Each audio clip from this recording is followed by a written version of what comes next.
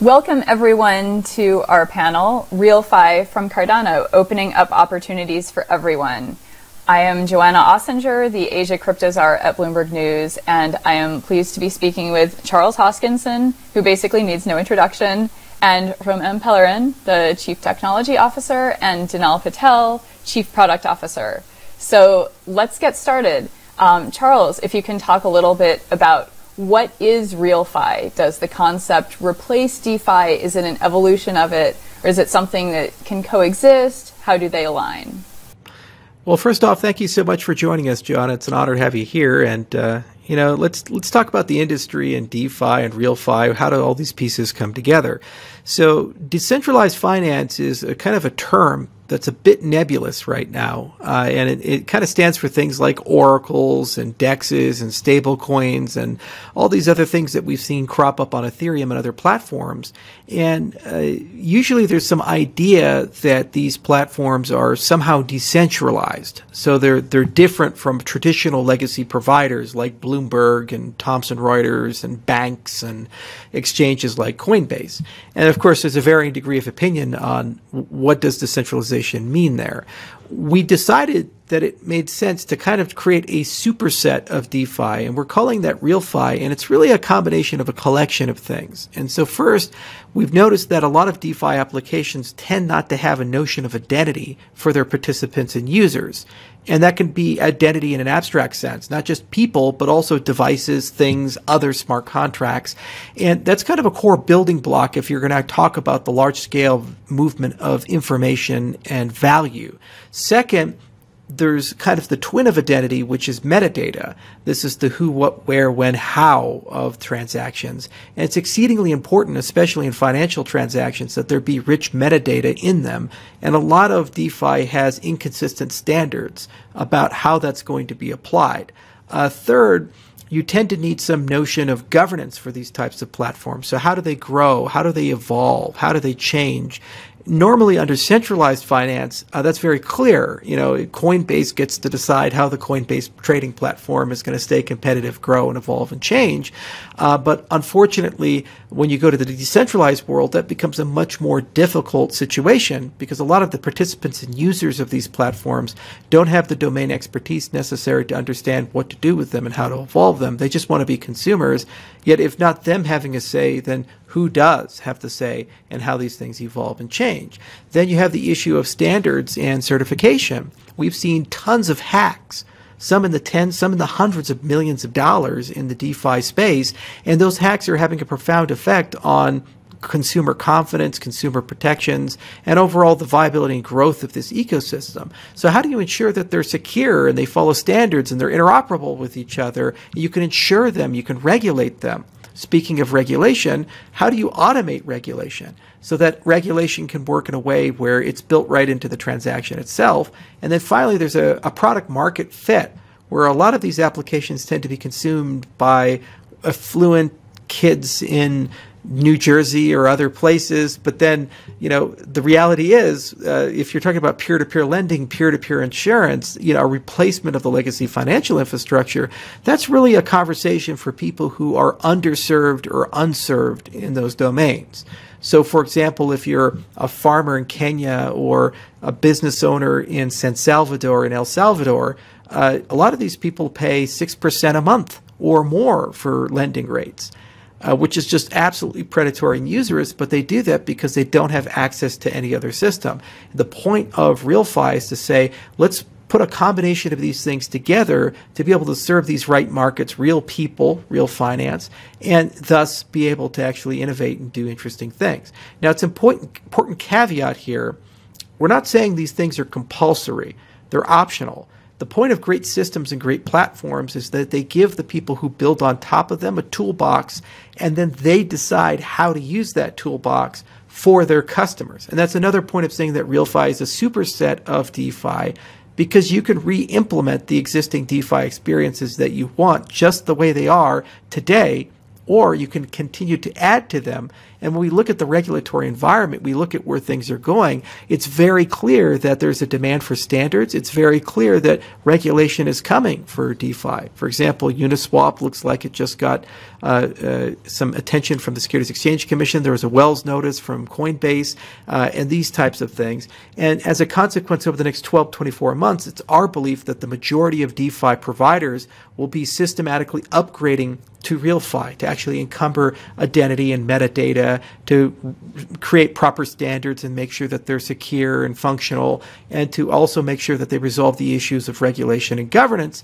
and also they're in the market for new customers. Cardano has always been about entering the developing world. We really want to focus on the 3 billion who don't have reliable access to financial services. And if you look at a lot of the markets that we play in, we're super excited about bringing those markets in through identity and through wallets to the cryptocurrency space, and then giving them access to RealFi. So for the first time ever, they can actually participate in a global market fairly. Okay, thank you. So identity is something that can easily be taken for granted. So what are some of the situations or examples of people who are living without identity, and what does it restrict them from accessing? Danal, can you take that? Yeah, sure. Thank you very much. I think, first of all, it's important to recognize really the scale of the problem. Over a billion people have no identity, and many of those include subsistence farmers and refugees.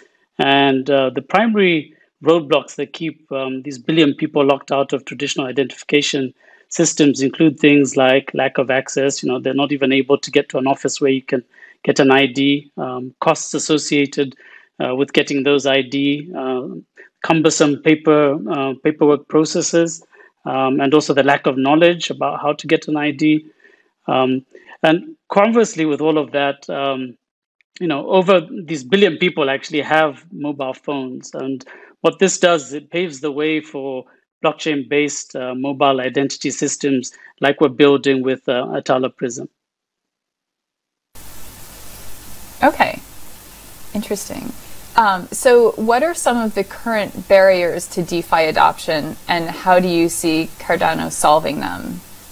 Well, some of the ones I see, clearly over-collateralization is a problem where, people have to put up 200 or 300% collateral before they can take out a loan. And, we're looking to solve that with Cardano by introducing novel mechanisms for credit rating or credit scoring.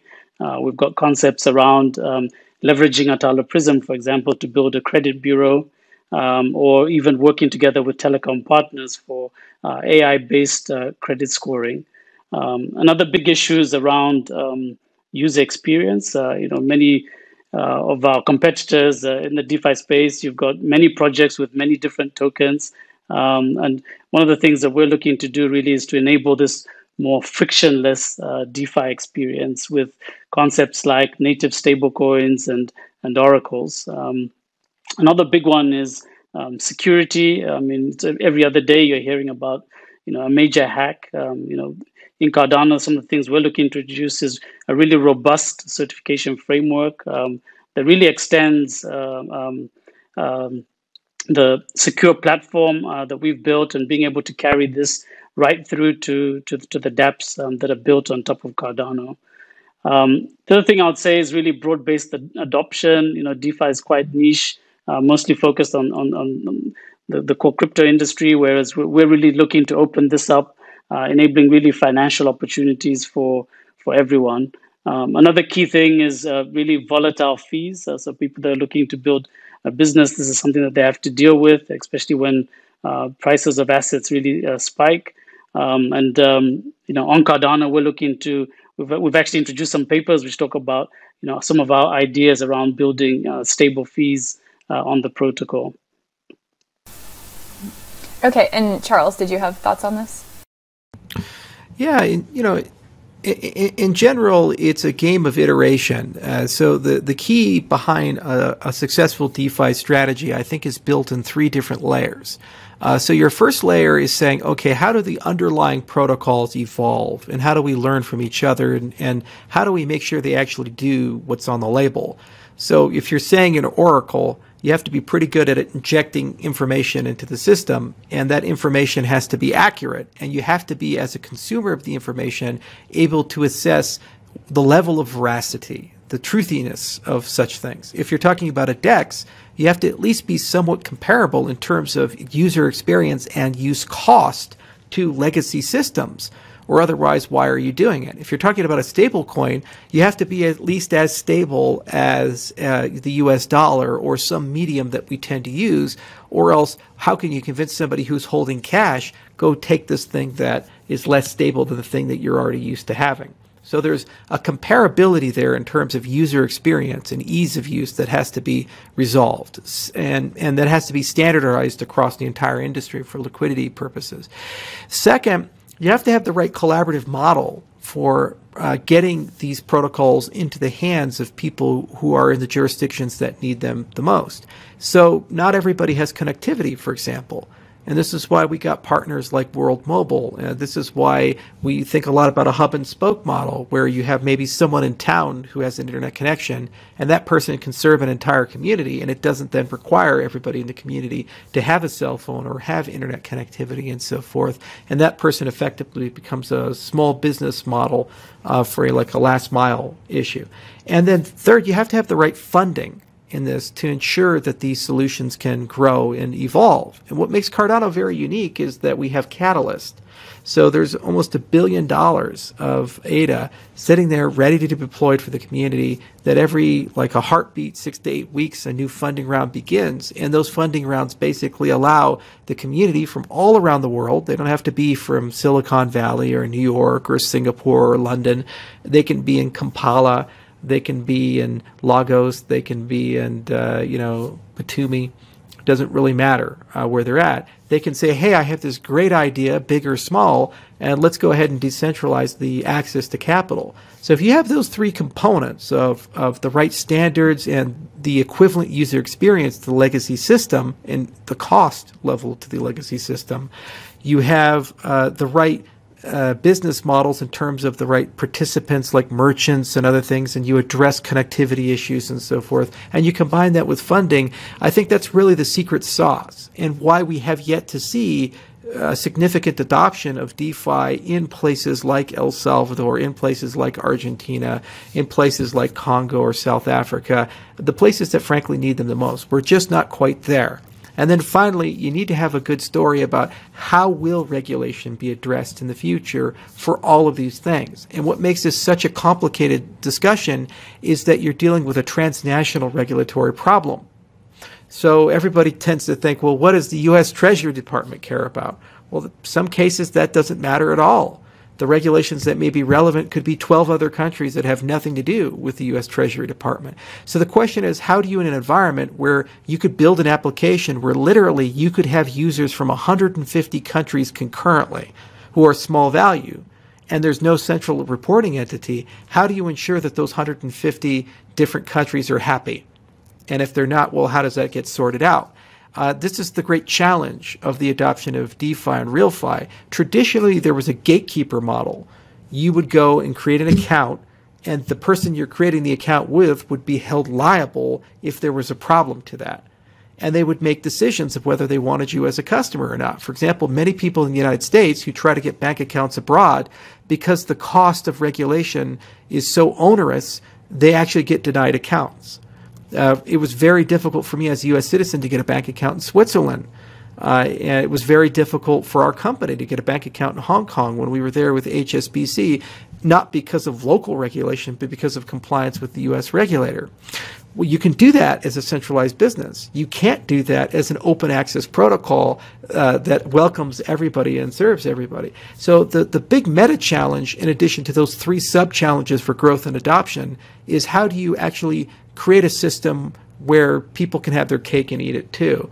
And basically the system self-regulates and it self-maintains, and it has things like consumer protection. It has things like transparency of flow of funds and these things, so that there's not money laundering or terrorist financing or these types of problems. And that's the great balancing act. What's really cool, though, is that we see a lot of proactive regulatory innovation happening in the developing world, where these countries are actually encoding in their laws standards, even inside the United States. Like, for example, Wyoming with the Dow law, or other things we've seen where they've said, "Hey, Bitcoin is now legal tender." It's pretty cool to see that, and that bodes very well for functional automated regulation to actually be baked into the design of the protocol. And I think those factors together are the glue that's going to bind a migration of people from the legacy system to the new system. If anything, just because of the lower transaction fees, the lower operating costs, in some cases orders of magnitude, and also the ability to access emerging markets, which collectively are worth trillions of dollars, but are currently inaccessible. Roman, do you have anything you want to add to that? Yeah, two things. One is interoperability is needed between systems. So like you said, we need standards to be defined. So people who are in different countries can actually interact and through a smart contract. Because if you can't connect your system or define your system through the smart contract, you can't interact, basically. So enforcing interoperability, standards, certifying that an application is actually compatible with a standard, being sure that the model that you handle, the data that you share can be consumed elsewhere. For example, when I moved to the US, I actually lost totally my banking history and my health record. Right, I was a newborn here in the US. That's an example of disconnected systems. So interoperability is required, but you also need security. And the security is absolutely essential for RealFi. Those systems, Cardano and other blockchain, will actually run the financial operating system of tomorrow. And in order to take this responsibility, you need to provide the security associated to the users and also to the developers of the smart contracts that are going to encode processes in the blockchain and describe and define services. So we have things in the pipe for this, with certification, verification of smart contracts. Okay, great. And so now let's talk a little bit more about some of what this means for users in kind of the wider ecosystem in the world. So, if you can maybe just elaborate on some of the things we've discussed. For instance, safety. So how does IOG's research-led approach to Cardano make it a safer solution for DeFi? Charles, can you take that one? Yeah, it's kind of a funny thing where you have these systems that are valued now equivalent to what you would expect from a Fortune 500 company that has decades of legacy, armies of scientists, armies of engineers, and then you have all these kids running it, and when something breaks, they say, "Oh, well, it is what it is, open source project, buyer beware." I think the industry has to have higher standards about quality and about safety, and also about assurance that the things we're claiming are true. When you talk about the world of protocols, the assurance is from science. So when I say something is provably secure, when I say something works, when I say something can defend against an adversary, we have a standard that we've been following for over 40 years in the academic world. It's the peer review process. And we do this for cryptography. And it works so well that the military trusts it for secure communications, the intelligence agencies trust it for classified information.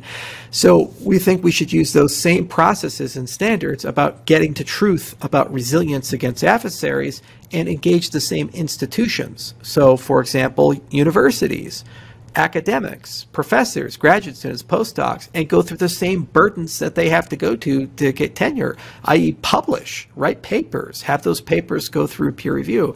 If anything, because then objective third party, neutral third parties can come in and say what is true, what's not true.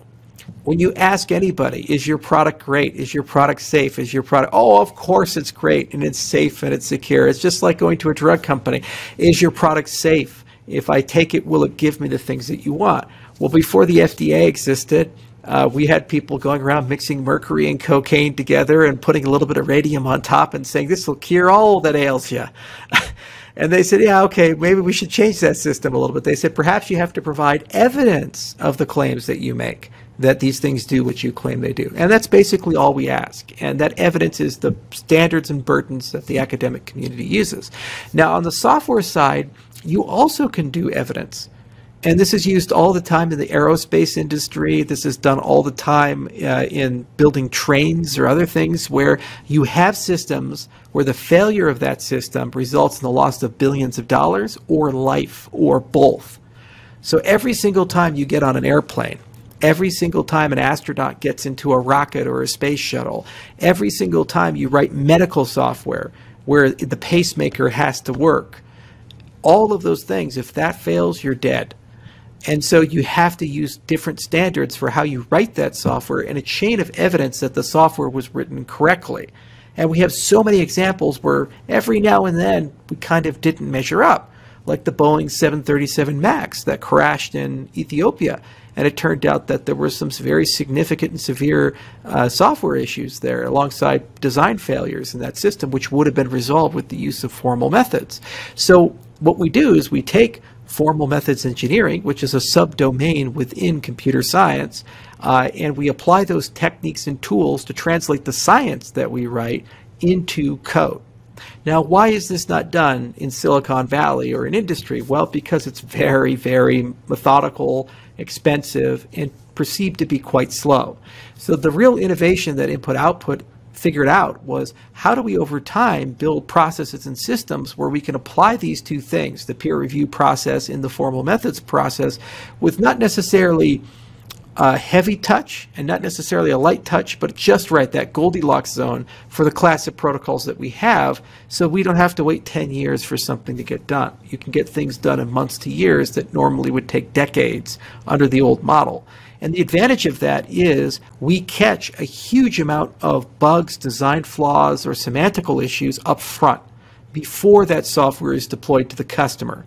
Second, by doing that, you eventually can upgrade those tools to a point where those tools become accessible for small to medium-sized businesses, entrepreneurs who want to apply a light touch to ensure that their dApps and their applications are actually successful. So one of the beautiful things that's an output of what we've developed is that we actually have multiple certification partners that are presenting here at the conference, from QVIC to Runtime Verification and Twig and others, who actually have tools and techniques that a dApp developer can utilize. Some are automated, some are manual, and they can be utilized in the weeks to months to get a high level of assurance that the application was designed correctly. And ultimately, what does that mean? Less DAO hacks, less Thor chains, lots of all of these types of things that we've seen in the industry, so that there's a higher degree of certainty that these things are built correctly. So it's very expensive to get here. We as a company, I think, probably have spent well more than $50 million getting those processes right over the last 6 years. And we've had to work with many different people in industry, like we're founding members of the Haskell Foundation. We've invested a lot of money in formal methods tools. We've become core developers of the classical Haskell compiler. We have a lot of experts in formal methods in our company, and we regularly contribute to those. And we've even had to build bespoke tools for Plutus and for Cardano smart contracts in general, specifically to assist that. But that all of that infrastructure was built to be a toolbox for the application builder in their decision about what is the Goldilocks zone of quality and assurance for their application. Furthermore, the academic process that we followed has inspired dozens, if not hundreds, of scientists that we've never met, we don't pay, to come into our industry and start writing papers in our industry. And what that means is you have a culturally neutral, linguistically neutral, gender neutral viewpoint of these things, where suddenly there's no founder. There's now a decentralized brain that encompasses the academy, and they know that by publishing papers and doing research in our industry that they can actually get tenure. There's been over 111 papers we've written as a company, and there's a lot of derivative work of those papers, like Nakamoto proof of stake, for example, that came from scientists that we didn't have a relationship with. They just saw the work that we had done, and they realized there was merit there and decided to do a follow-up work from it. So that ensures the long-term viability and the vibrance of protocol innovation, because you don't need a central entity. You have a web of universities that are always refreshing and renewing. Every year there's always new graduate students coming in. Every year there's new people starting new things. And there's many governments and other entities, student tuition, that fund that innovation. So there's a diverse set of funding as well for constant protocol innovation. So it's a beautiful ecosystem in that respect, and it's really come together, but it was tough to get it to that point. It took years and well more than $50 million. So I wouldn't want to go through all of it again, but I'm glad that we're on the other side. Oh, interesting. Okay, thank you. So how will this work in, say, low infrastructure regions where internet access isn't guaranteed? Dinal, can you address that? Well, specifically to different wallet solutions, we're building a range of different wallet solutions for different stakeholders. So we recognize the fact that these stakeholders might have different devices, from feature phone, smartphone, a laptop. And one of the things that we're doing specifically for the unbanked segment, who we know might not have connectivity, is we're partnering together with a number of providers who have low-cost hardware wallets, which are capable of holding their value and also their identity. And all these users need to do really is just to present this card at a point of interaction and authenticate themselves, and then they're able to benefit from a lot of the capabilities that we're enabling through the Cardano platform. Okay, and Romain, maybe you can talk about what are the benefits of developing this in an open source way. So blockchains are decentralized networks, and so open source is mandatory to run an operating system and develop an operating system at a large scale globally. So open source facilitates collaboration. You can look at the code, you can bring the new features that you want to see in the system. You can review features and prioritize features. So there's a strong need or benefit for coordinating development in a large-scale community with contributors from everywhere in the world. It's also important for that no one owns the protocols, right? So it's in open source. No one owns it. Everyone can contribute and bring a new feature. When you contribute, you can actually, since we have the same code base, you can look at who is contributing. So you can actually organize the development. You can retribute developers for their contributions, for example.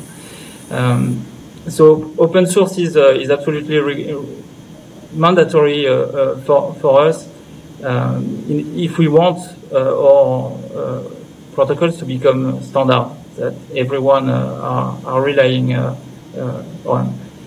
The security, it brings security for the code base, because everyone looks at it. So the more eyes you have on a crypto primitive or on a networking protocol, the better quality you'll have at the end. Everyone can review and verify that everything works correctly. Even the users can, since smart contracts on-chain are in clear, you have the code source of the application available to you, right? So you can verify on the fly that you are interacting with the right contract, and that that code is the one that has been validated by the community. So openness, transparency, all of this is absolutely required if we want to become the standard for finance.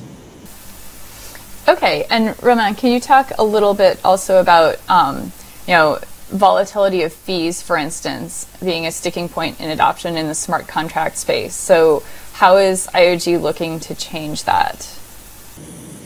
So we have several ways of dealing with this. So the first one is actually reacting to the movement in prices of the base layer currency. So we have protocol parameters we can adjust to actually compensate this evolution of price. But we are working on stable fees. So using a stable coin to pay the fees of a contract. And what we also announced is the Babel fees, the fact that tokens can actually use their own token to define fees, and for the users to pay for a particular service relying on a particular token, this can be paid in a particular in the underlying token. So I'm sure Dinal and Charles have ideas on this. Yeah, I mean, predictability of cost is an absolutely essential thing for infrastructure. Could you imagine building a business where they say, okay, well, the cost of electricity could be $10 today and tomorrow $1,000, and your margin's $500? You'd say, well, some days I'm making great money and other days I'm actually losing money. How do I know? And they say, well, you can't. And that's basically where we're at when we talk about computational infrastructure for smart contracts. There's a huge amount of volatility. And the other thing is that there's two competing demands that tug against each other that are irreconcilable in a certain respect. So one demand is this demand for Bitcoin-style economics, where you have a finite monetary policy, capped supply, and use and utility creates appreciation of the underlying asset. That's what we've seen with Bitcoin. But then for a computational fuel, what you care about is predictable cost. Okay, so you want that to be stable over a long horizon. You don't want it to do this or do that. You want it just to do that, because then I can make a decision, does this make sense for my business model? And ideally, you'd like that cost to actually go down or stay constant with the set of users that you have. So what that means is that you need to have the accommodation of both these monetary policies in order for the system to be stable and sustainable.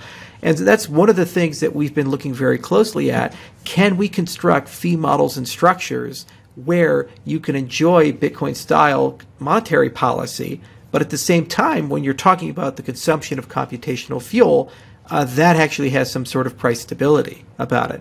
And so we have some great papers and ideas. We published a blog post recently on Babel fees. We've been talking about stable fees for a while. And what's nice about the design of Cardano is that this can layer quite beautifully on the system that we have. And that with community consent, the community can make some decisions of how close to the protocol do they want these things to be. They can run as layer 2, they can run as applications, or they can be built into the protocol itself.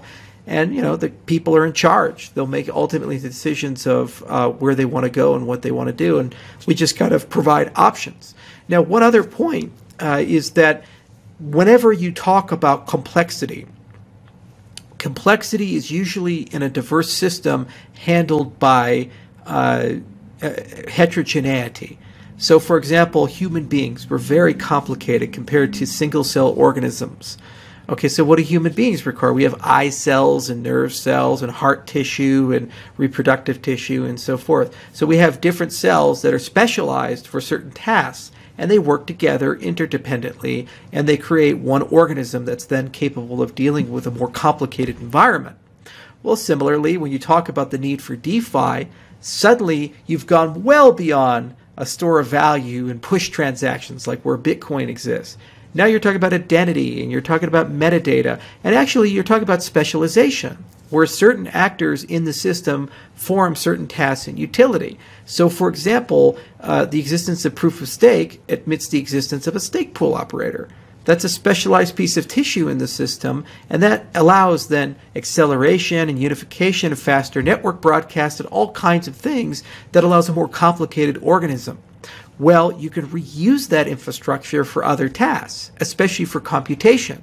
And this is the power of things like Hydra and the power of things like sidechains. The existence of SPOs means they can maintain the consensus of not just one system, but many systems, and those other systems can have different computational assumptions. The main chain can be Plutus and the extended UTXO model, which the Ethereum people seem to love a lot today.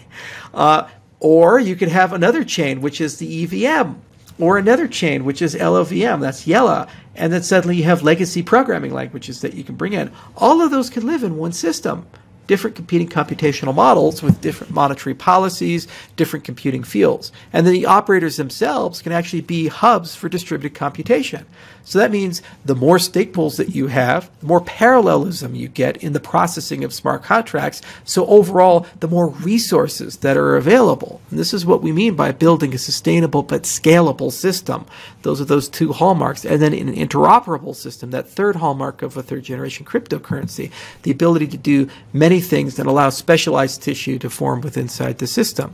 So it's a bear of a problem, and there's many moving pieces, and that's why being the CTO and the chief product officer of this organization, two of the hardest roles, because you kind of have to be both wide in your skill sets and deep at the same time in your skill sets. But we've managed to, I think with Cardano, get the right balance of things. And that wasn't for lack of trying. We spent about 6 years very clearly thinking about this model, and we have, I think, the right set of features and functionality that will enable this interoperable, scalable, yet sustainable system and achieve that dual monetary policy goal of a Bitcoin-style monetary policy that people have come to know and love in the industry, but then cost stability for those who are actually building businesses on these systems. Okay, thanks, Charles. So actually, we just have a few minutes left. So maybe if you can kind of wrap up with how you build a solution that can serve the needs of everyone, say governments, enterprises, individuals.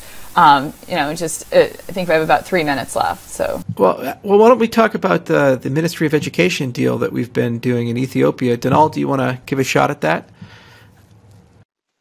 Yeah, sure. I mean, maybe I'll start answering that from a different perspective as well. I mean, one of the things I've been doing in my team as well is reorganizing ourselves so that we obsess really about each of these stakeholders.